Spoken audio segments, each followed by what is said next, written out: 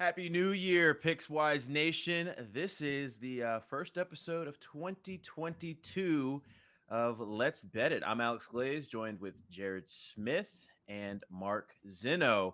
Gentlemen, before we get into today's slate, just how about those playoff games? Not exactly close ones, but some great calls from the show yesterday. Yeah, if you watched the show yesterday, Mark was spot on with Alabama. He was the only one of us that was brave enough to lay it. And then also the under. I absolutely love the under. And then the second game, I was the only one that was brave enough to lay it with Georgia. That was my play of the day. 2 units. I apologize for giving out Cincinnati money line as my play of the day. That was not a play of the day. That was just me trying to catch Lauren in the standings. But overall, I mean, Mark, are you surprised? SEC coronation? I mean, I feel like we've been kind of moving in that direction for the last few weeks based on where the odds were, and we're going to get, part 2, Alabama, Georgia.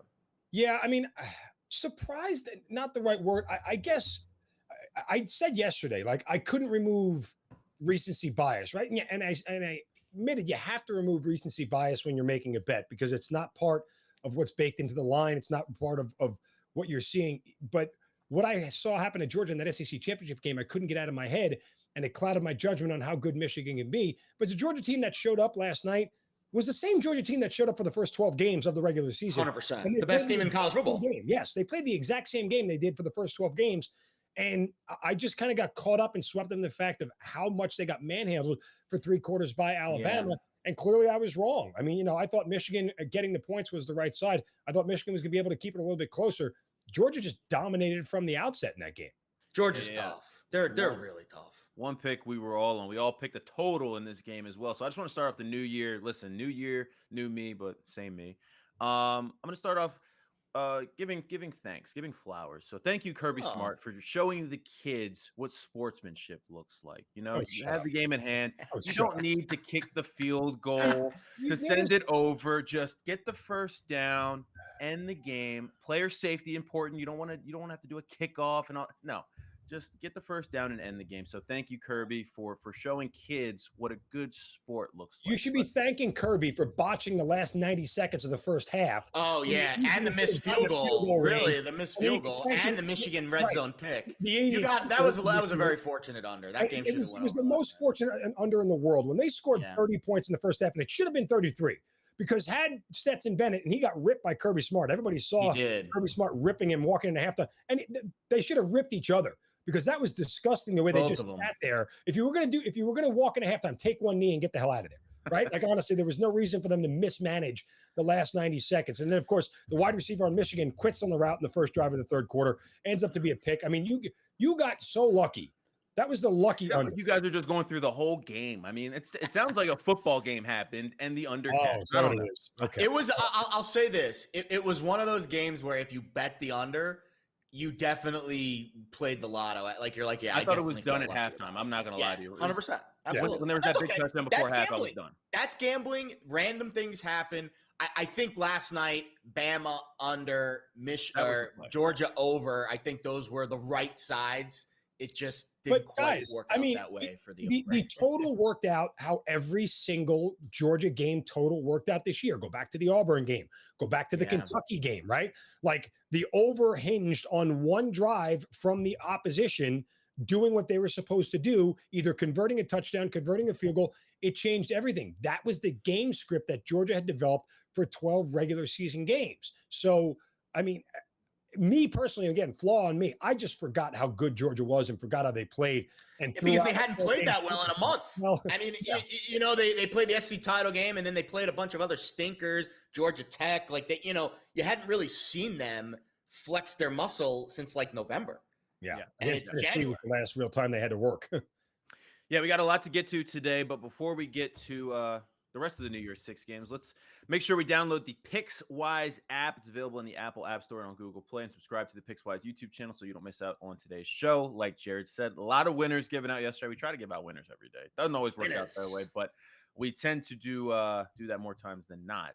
On today's show, we are going to talk Outback Bowl, Citrus Bowl.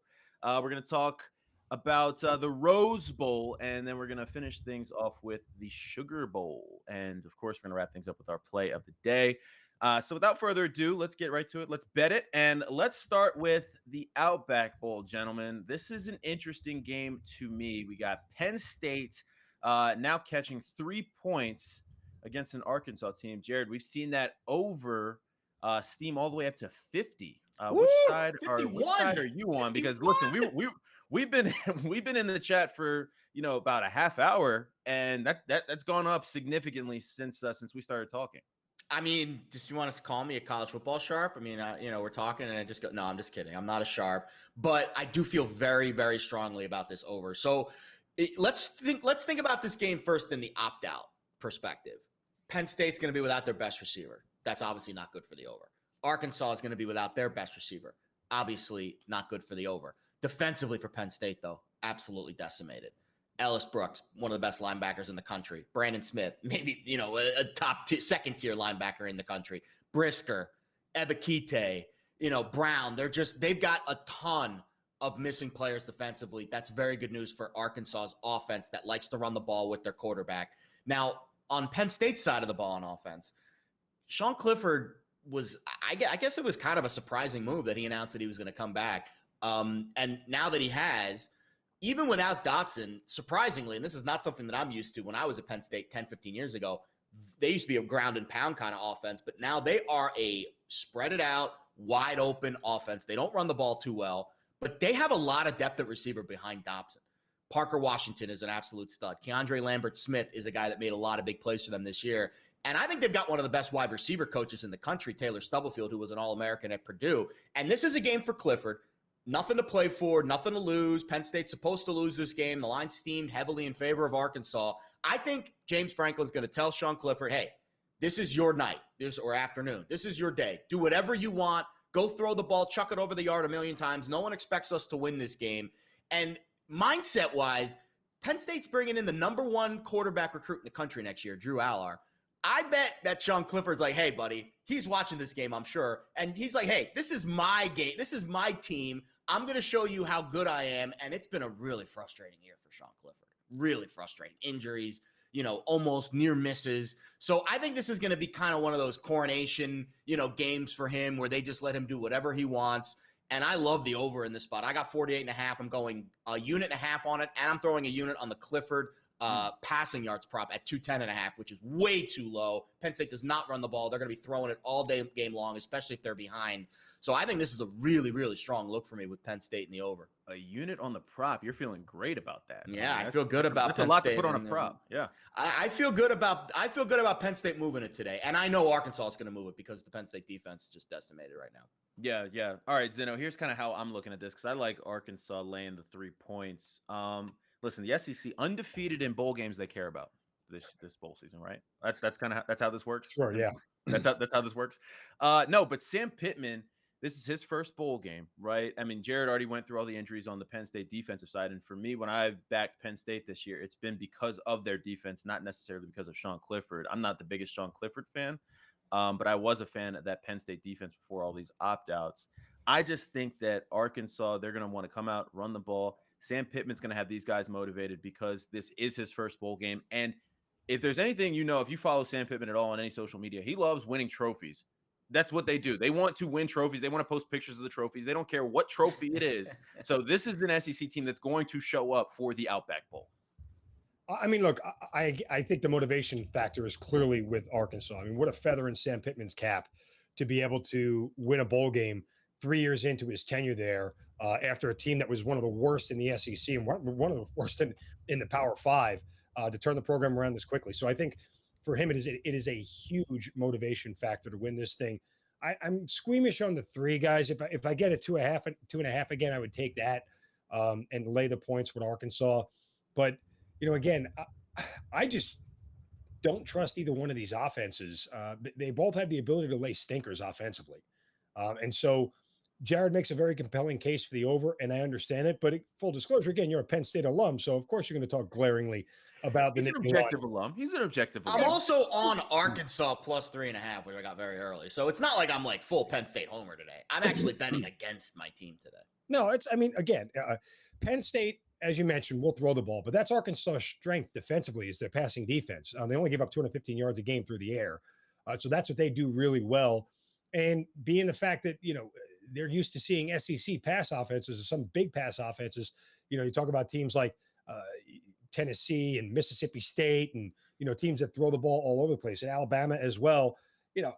I think this is a mismatch in favor of Arkansas's defense. So I just, no strong play. I would, again, I'll swallow the 2.5 with Arkansas at this point because I think they're the more talented team, given all the opt-outs as well that Penn State is dealing with. But the under still, to me, in my gut, I'm not going to play. It just feels like the right play. I'll add this. They didn't play Tennessee this year. When they played Mississippi State, they gave up 9 yards per attempt. When they played, and I'm not comparing Penn State's passing offense to Bama, but I'm just telling you in the Arkansas losses this year, they lost 4 games. Bama, they gave up 14 yards per attempt. Ole Miss, almost 14 yards per attempt. Against Auburn and Bo Nix. I mean, listen, say what you want about Auburn's offense. I put Sean Clifford ahead of Bo Nix in terms of passing the ball. I do. And I think Penn State's got better receivers. I know Auburn's a good, got a lot of good dudes on that team. But Auburn's got some, not, I would say, average offensive weapons. And Auburn smoked this Arkansas secondary. So when Arkansas struggles in the secondary, when they lose games, they get torched in the secondary. And they're not. And another thing, too, I was worried about Penn State's O-line. I was, objectively, I'm not, a homer. Their offensive line, Penn State struggles this year, but Arkansas is not great, rushing the passer. They're 87th in sack rate, and they're without their best defensive lineman today, who got arrested for DWI, Trey Williams.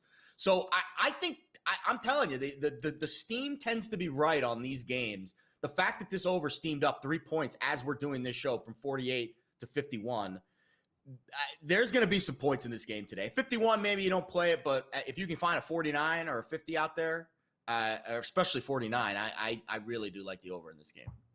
Let's move on to the Citrus Bowl. This is, for me, probably the stinker of the day. We got Iowa and Kentucky.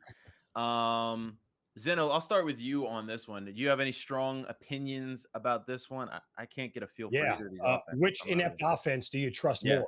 Yeah. That's what it boils down. I'm taking the under. Like it just there's no reason to play the over. Yes, at 44. Iowa will not get to 20. 43.5 now on FanDuel. Yeah, I mean, again, when you get below 44, you're talking about a key number. 24-20 could be the final of this thing. That makes me a little bit worrisome. But that said, Kentucky has scored points late in the year, but they've done so against a bad defense in Tennessee, a bad defense in Vanderbilt, a non-Power 5 in New Mexico State, and a bad defense in Louisville. So this is a really good defense they're playing, and Iowa's defense is still pretty much intact. They'll try to run the ball and rely on Chris Rodriguez to do what he does.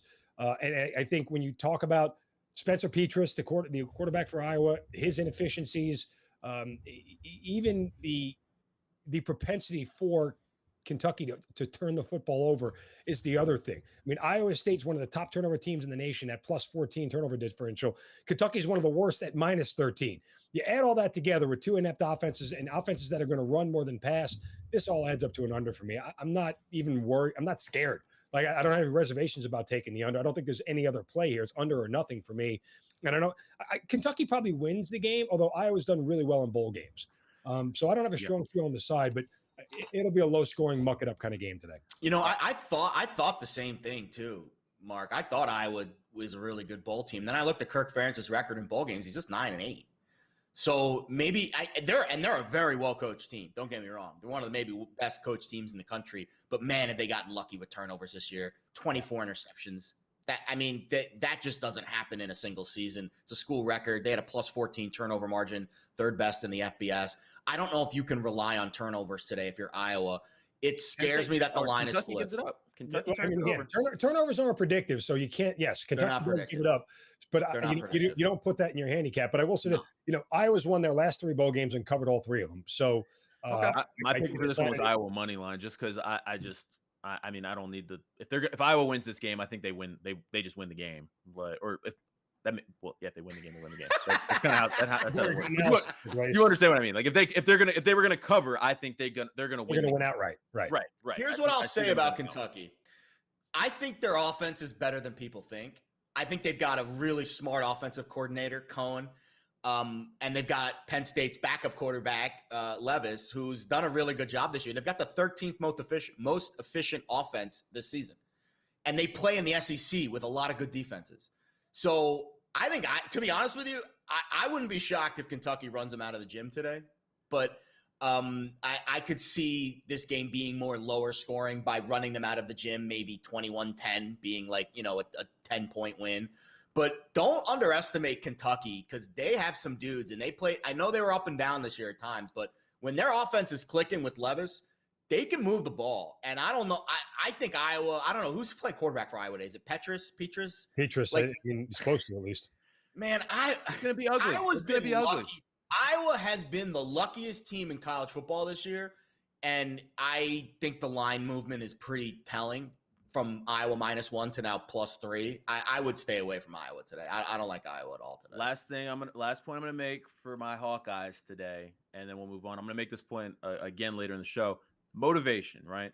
When's the last time we saw Iowa? They got their teeth kicked in by Michigan. I think motivation. This is, like you said, a well-coached, prideful team. No opt-outs, I believe, for Iowa. They do have 2 opt-outs. Tyler Goodson, their best running back, and the running back, and Matt Hankins, who's injured, not an opt-out, but he's their best cover. Their running back, right? He's Their best corner and their best running back are out, and there's no opt-outs for Kentucky. That was I read that note. I saw that note.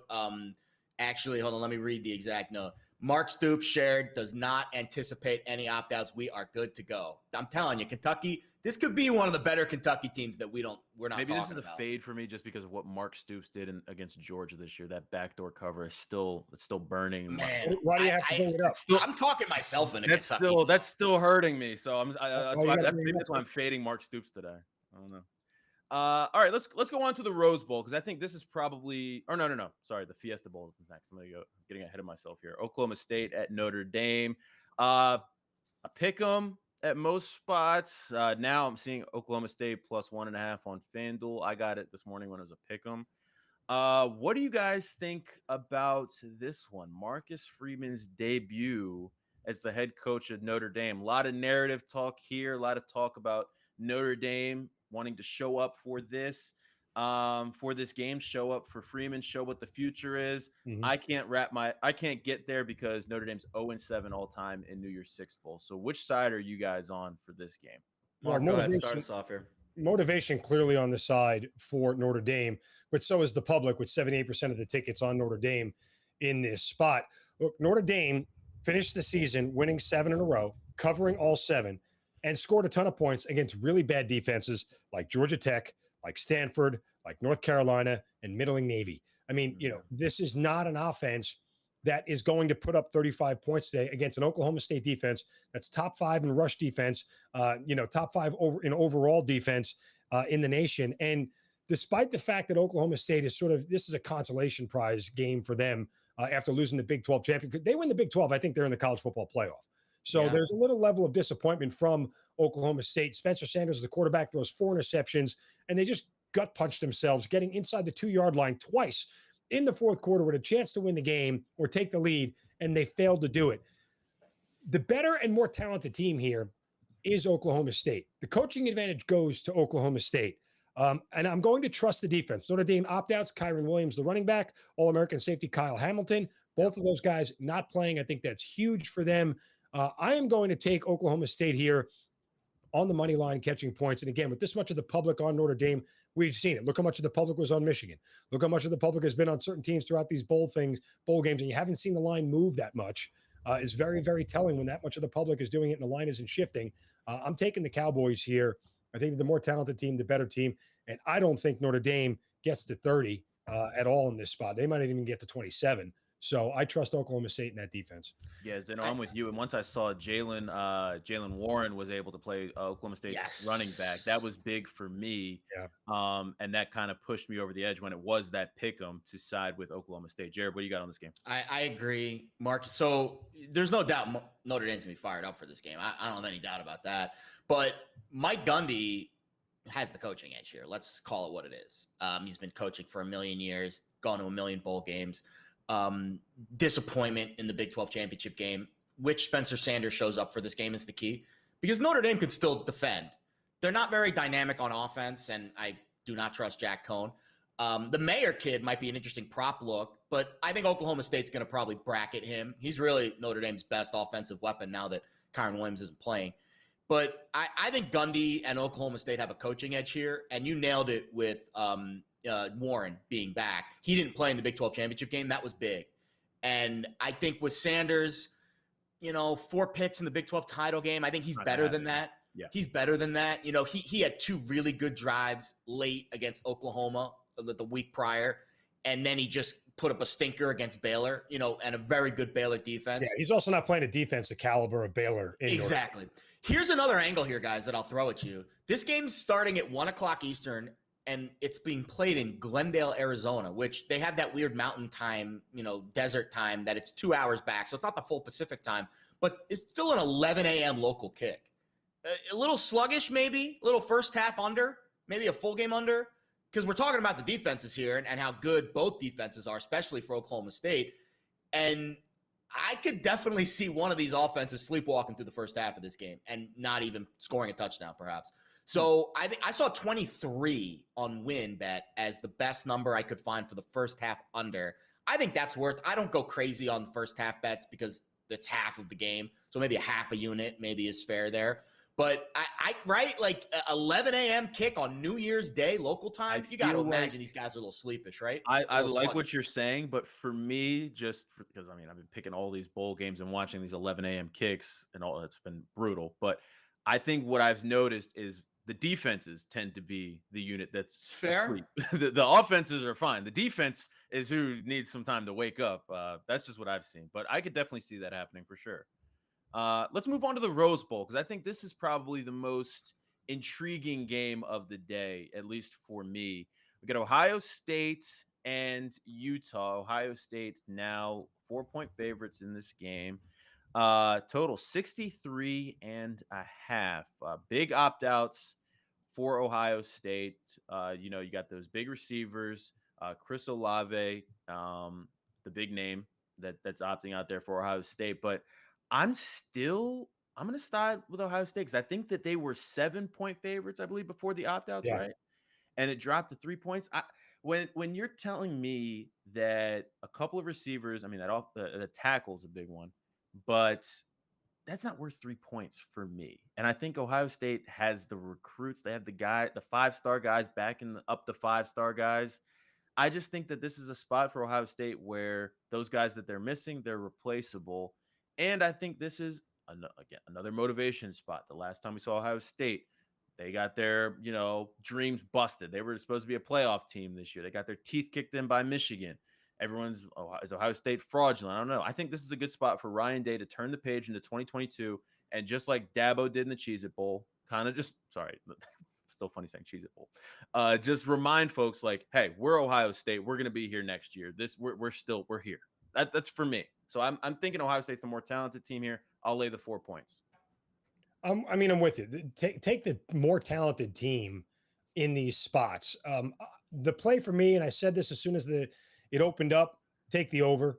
I think there are going to be a ton of points scored in this game. This number has come down. I think you said it's at 64 now from where it was. If you look at Ohio State, they scored 50 in 6 of their last 8 games. The only 2 they didn't score 50 and they didn't cover either one of them. So this is the best offense in the country. And I'm with you, Glaze. Despite the fact that Chris Olave, probably the best wide receiver in the country, not going to be there, there's still going to be plenty of opportunities for C.J. Stroud to find open receivers in this game. Jackson Smith and Jigba still playing. Utah has scored at least 38 in 4 of their last 5. The only time they didn't was a game they kind of sleepwalked through against Colorado. Here's the thing, though. Utah, their pass defense is good. And so it'll kind of be like the irresistible force versus the immovable object. However, they have only faced 2 teams in the top 50 in passing offense this year, and they did it in the beginning of the year against Washington State and USC. Both of those teams finished in the top 50 in passing offense. Other than that, nobody in the Pac-12 has a passing offense that is anything remotely resembling what Ohio State can bring there. You give me the more talented team and a number that got shorter, quicker, down to -4. I understand the point of the Utah money line. I think that's probably the only play to make for Utah because I have a hard time believing Ohio State's just going to win this game by a field goal, right? Like either Utah comes out with more motivation, more factor, just plays better, Ohio State doesn't care, and Utah wins the game outright. So if you're getting plus 150 or better on the Utah money line, there's your value play as opposed to taking the points. But Ohio State is a more talented team, a deeper team. They're better on offense. They're probably equally as good, if not better, on defense. it's probably a smarter play to lay it with Ohio State. But I like. I don't think they're better on defense. I think Utah's defense is really good. I think if you saw what Michigan did to Ohio State's defense, which is physicality, is what Utah brings to the table. I got the full. I got 6.5. I didn't get the full 7. But the second I saw Olave and Wilson opt out, I ran to the window. It was like a week ago. And I got 6.5 with Utah and plus 200 on the money line. It's now 4 and about plus 150. So I feel great about my position right now. So not only is Olave and Garrett Wilson out, which is WR1, WR2, but Haskell Garrett, their best defensive lineman, also out, and their starting left tackle also out. So that's a lot of fun. I mean, we saw what happens when receivers are out. The timing goes off a little bit. When the defensive and the offensive linemen are out too, the physicality changes. And Utah is very well coached. This is the Urban Meyer Bowl, frankly, which is kind of fun. Kyle Whittingham, I think, very underrated coach. He's got the best ATS record in the Pac-12, I think, over the last decade or so. He is I would say maybe one of the most underrated coaches in the country. And this is strength versus strength. This is Ohio State's offense, number 1 in yards per play per season this season. And it's Utah's defense, which is top 20 in yards per play. And they really defend the pass well. They are going to get after CJ Stroud today, especially if the left tackle, one of the best left tackles in the country is out. And I think on offense, Utah's a little underrated because their offense changed when they went from Brewer to Rising. They were 1-2. They had an awful start, and they changed quarterbacks midseason. And, man, did they turn it on. And this Rising kid, he can play a little bit. And Brewer can play. I think both the quarterbacks really can play for Utah, but they made that switch and they all of a sudden turned it on. And man, I really struggle to lay it with Ohio State in this game. I know I like the motivation edge that Michigan brought because I agree with you, Alex, and I think that, after watching the Michigan game last night, there might be some pissed off people in that Ohio State room today, but I still think Utah is going to be the more motivated team. It could work in the other direction. They could let down and say, man, we had our chance and we're not here and we're not in that game. And then so I still favor the motivation edge for Utah. And obviously the number's gone now, maybe the value sucked out of it, but man, I think Utah is going to really compete in this game today. I think they're going to win. So it's the over then is what you're telling me. I don't mind the over. I think Utah's offense is a little underrated, but again, when you're missing your 2, it's not just one receiver. It's your top 2 receivers. And I know Njigba's a really good player, and I don't want to take anything away from him. But that offense is different when you don't have don't have all 3 guys stretching the field and putting pressure on those corners. I think Ohio State, it's different, Jared, because at most teams, I get what you're saying. But at a school like Ohio State, like Jameson Williams was at Ohio State, you're forgetting that in the national. But who are the backups? Is what I'm saying. In the national championship game when Bama beat Georgia, Devontae Smith was a freshman, I believe, when he caught. Like they just have their dudes. Like some of these schools just have. But who? Like who are? Because honestly, when you look Marvin at Harrison Jr. I mean, I think he's the guy that could step up today. You know what I mean? Like, okay. I just think that they're going to have some young guys that maybe we haven't heard of. This the next Marvin Harrison Jr. has 5 catches this year. The next wave. And that's tough. And behind Olave. That's tough. but that's what I'm saying. And I'm not saying that they're not going to be good. I think the extended practice will help. They got 3 weeks to prepare for this game for sure, and that helps. But it's tough to replace that timing in just 3 weeks with Stroud. Maybe Harrison steps up and we don't notice Olave and Wilson being out today. About Ohio State, if I told you that the CJ Stroud rushing yard prop was 55, 60 yards, would you take the over? Because I absolutely I don't like quarterback rushing props because the sacks count against them. That's why I don't like quarterback rushing props in college football. Okay. Well, again, I'm with you, but I'm just saying my point is that CJ Stroud is going to run wild today. I think he will be as dangerous with his arm as he is with his legs. And for a kid who wants to show out and put himself firmly in the Heisman conversation next year, winning the Rose Bowl and that image in everybody's mind will make him a Heisman favorite going into next season. It's insane we're talking about motivation in the freaking Rose Bowl. That to me is insane. Well, listen, we'll get but to we these. are. I mean, these bowl games don't. I mean, if it's not the playoffs, it doesn't matter. I know, anymore. and that's what the college football playoff has done to the Rose Bowl, the freaking granddaddy of them all. We're discussing motivation. The next bowl we're going to talk about that's in the same boat, the Sugar Bowl. What does the Sugar Bowl mean if it's not the playoff now? It's just the Sugar Bowl. But all right, so let's get into that. Actually, the Sugar Bowl. We got Ole Miss taking on Baylor. Now, I believe a pick'em. Is it a pick'em? Yeah, total 50. You got it at 1. All right, 58 and a half is the total in this game. And let's talk about the Sugar Bowl and what it means now, because a couple years ago, if you'll remember, Georgia was in the Sugar Bowl against Texas, and that was when Texas was back after beating Georgia, who had however many opt-outs and just didn't show up because they didn't care because they were dreaming of the playoffs. I think that a lot of people, when they talk about the SEC and these bowl games, I think there's something to some teams not showing up because maybe they had bigger aspirations, right? I don't think Ole Miss is in that spot. I think Ole Miss is thrilled to be playing in the Sugar Bowl. And I think that Matt Corral wants to show up and show out in this game. It's funny because obviously he's looking to the draft, and I'm happy he's playing. I'm excited to see him play today because I think that he's going to put on a show, because why else would he play unless he plans on absolutely balling? So I went with Ole Miss money line because I think Lane Kiffin, Matt Corral, Ole Miss, they want to be here. They want to play in the Sugar Bowl. And Baylor, they rely a lot on their defense. And I don't know if they faced an offense like Ole Miss's? No, not even remotely close. I mean, even remotely in the same category. And I don't think that they have the offense to keep up with what Ole Miss is going to bring today. So I actually like Ole Miss a lot in this spot. I'm with you, Glaze. I'm on Ole Miss. Go ahead, Jared. Go ahead. Well, Baylor played Oklahoma and they held them to 14 points. So, I would say when Oklahoma was that though? It was a few weeks ago. And they made Caleb Williams. He threw 2 picks. It was probably Caleb Williams' the worst game of the year. Remember, they brought in Rattler mid game, and he didn't have much success either. And I think Oklahoma's offense is. I mean, you saw what they did the other night with Kennedy Brooks doing whatever he wanted. Yeah, but that's a different circumstance. You had an undefeated Oklahoma team going into Waco. You're right. To play them. I mean, this is a neutral site game, a bowl game that has different consequences at that point in time, and there's a much different motivation factor, I think. Yeah, I mean, I don't know. I think Dave Arand. I mean, this is a big game for Baylor. Baylor won the Big 12 championship. This is a big game for Baylor and against the mighty SEC. Yep.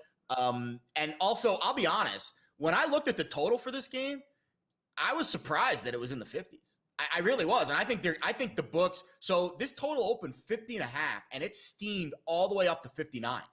And we've seen this a lot with Ole Miss games this year. We saw Ole Miss totals in the 80s, like just ridiculous numbers. And they opened at 50 and a half, and it's moved up 10 full points. The value here is on the under, I would say for sure. It absolutely is, and I'm on the under today. But let's remember, for an Ole Miss team that had totals, as you mentioned, in the mid to high 70s throughout the first part of the year, it's been a tale of 2 seasons for Ole Miss. Agreed. In their first 5 games, they averaged over 45 points a game. They broke 50 3 times. In their last 7 games, which they finished the season on 7 consecutive unders, they failed to break 31 in any of their 7 final games of the year. Baylor is on a run of 4 straight unders in their last 4 games. I'm on the under in this spot. I think that odds makers finally adjusted for Ole Miss in taking their totals out of the mid 70s, high 60s, and brought them down so far. Because look, Baylor's defense is really good, and they'll make problems for Ole Miss offensively. But what I think we continue to discount, Ole Miss's defense statistically is not impressive, but they are opportunistic. And this is a team with a plus 11 turnover differential. And if you go look at the game against Texas A&M, they win that game against Texas A&M because they create a whole bunch of turnovers. I think they got a defensive pick 6 in that game. They hold A&M to just 19 points. So that, to me, again, without turnovers being predictive, is something that I think we undervalue Ole Miss's defense in this spot, whether it's Jerry Bohannon at quarterback or Blake Shapen for Baylor. Whoever is starting at quarterback, is this offense going to get to 24? I doubt it. I don't think they will against. They got the 31 against Vandy. They only scored 31 points against Vandy. Against the worst defense in the country. So this is a spot. I'll be honest. I think Corral might still be hurt too, because hurt. That's part of the and that's why I'm surprised he's playing in this game. Like that. That makes me a little bit weird about him. Motivation wise. I would argue that he's playing in this game solely because Kenny Pickett opted out, and he gives him one more chance on a big stage to prove that he might be the number one quarterback in this draft. Because that's fair. That's fair. I like that angle. For him. I like that angle. If Kenny Pickett plays, I don't think that angle plays. I mean, honestly, because it's he's already going to be the number one quarterback. Man, what if Corral gets hurt in this game? He's supposed to be a top 10 pick, man. That's dangerous. I'll be honest. If I was Matt Corral, I wouldn't play in this game. But part of the reason why this offense slowed down is after he had the injury in the Arkansas game. That's when he hurt his ankle in that. And they had 1 million points in that game. Right. And so without Matt Corral being able to run, it changes their offense dynamically. Their rushing yards came 100%. Way down. And so that's what changed. Look, I was on the Ole Miss train. I don't think he's going to run it much today, though, right? No, because he's trying to show the scouts in the NFL that he can throw it. Right. Now, I'll be honest. I don't think this is a good spot for Ole Miss at all. I don't think really. No, because Matt Corral is worried about himself and not the team. And Baylor is all team, all go right now. Yeah, but I think it's a more talented team in Ole Miss. And look, I love Dave Aranda as a coach because of the way he rallies his guys. Yeah. Lane Kiffin is so much more of a better X's and O's guy than Dave Aranda. I agree with that. And so from that standpoint, I'm going to back Lane Kiffin in this spot. I think this is a pass for me. I see angles on both sides. I do see good angles on both sides. 28, 27, 24 kind of final. I kind of like that under, actually. Kind of final. The under to me is just screaming. It's screaming to me to take the under. At 60? I think I'm gonna have to play the under. I'm on Ole Miss, but I think you guys have convinced me to take the under. I like that under a lot. It's the late game. Everyone's gonna be public over. Oh my God, Matt Corral, offense, Ole Miss. That 30 to like 21, like a 30-24 kind of game. Like maybe Ole Miss gets to 30. Baylor's not getting to more than 24. No, I don't think so. I'll tell you, man, Baylor's tough. They're a tough team. That is not your Robert Griffin's Baylor team. That's for sure. They are a tough-nosed football team. Probably a pass, but the under has some value. Under's intriguing. You're intrigued. The under is intrigued. I'm intrigued by the under there, no doubt. Yeah. Let me take a look at the chat. See what people are talking about in here. Great combos today, guys. A lot of good competitions I've been checking out here. Spirited debate. Let's see if we have any questions for the chat here. We got A Jordan. lot of people bragging about their wins. Yeah, so, I mean, well, listen, a lot of frequent viewers of the show. I mean, you know, when you watch, we got 150 people watching right now, guys. Hey, by the way, thank you, Pickswise Nation. The shows are doing really well, and it's because of you guys. Keep subscribing, liking, keep interacting with us. I mean, I don't know if you noticed, but we have a pretty fun job. Like, we have fun doing our jobs every day, and you guys are a reason why. So thank you. Happy New Year to everyone out there. And yeah, we have an interesting comment, or if you guys have anything on this, Arkansas first half, best bet.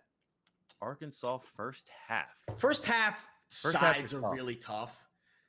If I'm gonna play a first half, unders, totals, keep interacting with us, but no real feel there on Arkansas first half. Yeah, that Arkansas first half is. I think I'm going to try to middle this Arkansas bet today. I know I'm crazy. Don't do Penn it. State Don't just do got it. to plus 3.5. Field goal on either side. Don't do it. You've already hedged you've hedged your feelings. You're good either way today. You're good. I know, but how?